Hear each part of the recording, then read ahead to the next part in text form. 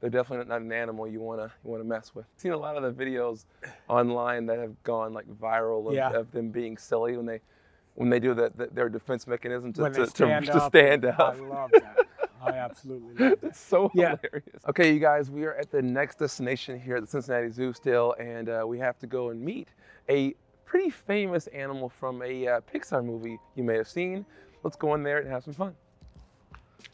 So we just got over here to see the red pandas with keeper Paul. Paul Reinhart. Paul, so how long have you worked here?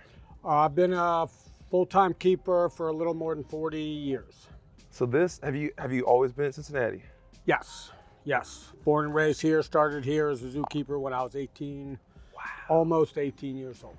What kept you in it for so long?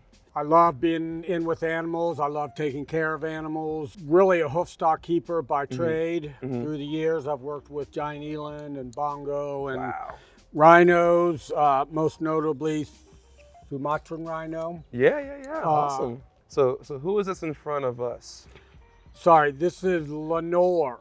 Lenore. She is about 3 years old, born in June of 2019. She was destined to go to another zoo, her and her sister, before COVID hit. But when it did, we weren't moving many animals, and so they're going to stay here for the time being. So can you tell me a little bit about red pandas as a species? Sure. Well, there's a lot to talk about. Well, what are your favorite facts? There's two subspecies. The stallions, that's what Lenore is, and her sister. And then there's also a subspecies called fulgens. The fulgens are a little smaller. They're they're not as crisply colored. They don't have the really defined markings. The stallions, red pandas, come from China, some of the same areas as the giant panda. Oh, cool. We call these guys the original panda or the first panda. Do you know why? Why? Because they were discovered and described about 50 years before the giant panda. Wow. So the Western world really didn't know anything about pandas at all, and then they discovered these 50 years later is when they discovered and described the giant panda. Is that before they knew that the giant pandas were a bear? Yeah. That makes sense. Before they even knew they were out there in the wild. And they're not actually related, right? They are not actually related. For years, scientists have tried to lump red pandas in with other animals like bears, giant pandas, raccoons, and any number of different things. But recently, in the last 10 years or so, they have put these guys in a category all their own. I think a family all their own. And so they have enough unique characteristics that they're not like other animals at all. So they put them in a category all their own, which I think is neat. They are pretty cool. I can see how people would assume that they look like a raccoon. Right. They have those similar, like the face markings and just the body shape and the tail, all of that. They climb in trees. They're very, very good climbers. They have very sharp teeth and claws. They're definitely not an animal you wanna mess with. I've seen a lot of the videos online that have gone like viral of them being silly when they do their defense mechanism to stand up. I love that. I absolutely love that. It's so hilarious. So it's two females in here. It is two females.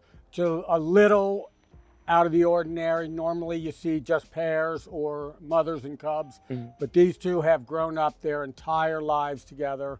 So they tolerate each other real well. They have a few little arguments here and there, but for the most part, they get along really, really well. I just love her. She's a lot bigger, it looks like. Is she a bigger? Little bigger, yeah. Not a lot bigger, but she's definitely bigger. And I feel like also I can tell they look, I guess they are bigger than I thought they were. Yeah. I've seen a couple of red pandas up close, and maybe it's just the ones that I've seen were smaller.